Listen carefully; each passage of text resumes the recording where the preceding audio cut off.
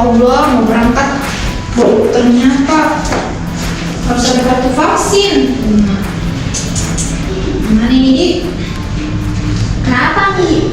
Ini mau berangkat ke Surabaya, tapi kan itu di bandara ternyata masih minta apa itu kartu vaksin.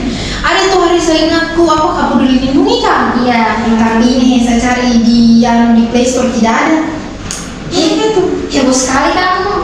Namanya tidak ada yang Peduli Lindungi. Iya, Kak. Transformasi nih sekarang jadi aplikasi Satu Sehat. Oh, pantasan. Cari-cari.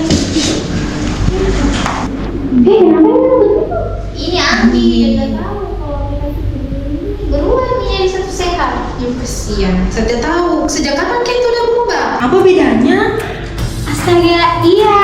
Sekarang aplikasi Peduli Lindungi sudah bertransformasi menjadi aplikasi Satu Sehat dan sudah mulai dimanfaatkan sejak tanggal 1 Maret 2023. Apa perbedaannya?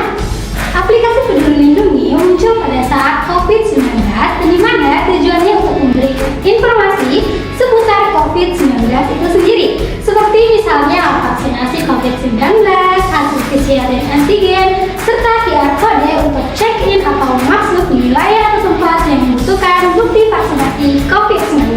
Sedangkan aplikasi Satu Sehat adalah aplikasi transformasi dari aplikasi Peduli Lindungi yang tujuannya sebagai informasi kesehatan yang membahas secara lebih luas. Dengan kata lain, apa yang ada di aplikasi Peduli Lindungi tadi dikembangkan lagi di aplikasi Satu Sehat dan membahas kesehatan secara lebih umum. Nah, fitur apa saja sih yang ada di aplikasi Satu Sehat? Yang pertama ada resume. Ketika kita mengunjungi fasilitas pelayanan kesehatan yang sudah terintegrasi dengan aplikasi Satu Sehat, maka data rekam medis kita akan tersimpan di aplikasi Satu Sehat. Hal ini tentunya akan memudahkan petugas kesehatan karena mereka tidak perlu menginput data berulang-ulang di berbagai aplikasi. Cukup masukkan saja di satu aplikasi, yaitu aplikasi Satu Sehat yang nantinya akan terhubung di aplikasi kesehatan lainnya. Tentunya aplikasi Satu Sehat ini juga memudahkan kita sebagai pasien ketika kita melakukan rujukan ke rumah sakit karena kita tidak perlu lagi membawa dokumen hasil pemeriksaan medis, misalnya hasil pemeriksaan lab, diagnosa, ataupun melakukan pemeriksaan ulang karena data-data kita sudah tersimpan di aplikasi Satu Sehat. Nah, apalagi sih fitur yang ada di aplikasi Satu Sehat? Yang kedua itu ada diari kesehatan. Di diari kesehatan ini ada 3 kondisi kesehatan yang dapat dimasukkan. Yang pertama, indeks massa tubuh, yang kedua, tekanan darah, dan yang ketiga adalah gula darah. Setelah kita memasukkan 3 kondisi kesehatan kita juga dapat mengetahui apakah kondisi kesehatan kita termasuk normal ataupun tidak.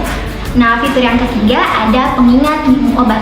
Dengan cara kita memasukkan nama obat dan berapa kali obat tersebut akan diminum. Otomatis aplikasi Satu Sehat akan mengingatkan kita untuk minum obat di jam-jam tertentu. Fitur yang keempat ada vaksin dan imunisasi. Teman-teman harus tahu, vaksin dan imunisasi ini bukan hanya untuk COVID-19, tetapi ada berbagai macam jenis vaksin yang dapat kita lakukan. Yang pertama meningitis, kemudian polio, dan yellow fever.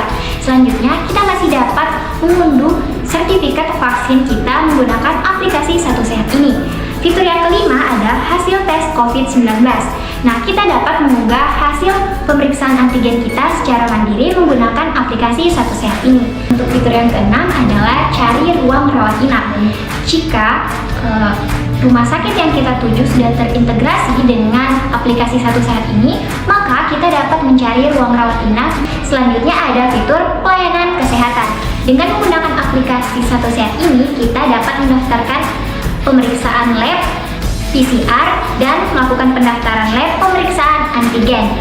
Fitur yang terakhir atau yang ke-8 adalah pustaka kesehatan. Kita dapat mengetahui obat-obatan, kemudian tenaga medis, dan di mana kita akan mendapat atau memperoleh perawatan. Itulah tadi 8 fitur dari aplikasi Satu Sehat, dan tentunya fitur-fitur ini akan terus terupdate dan berkembang.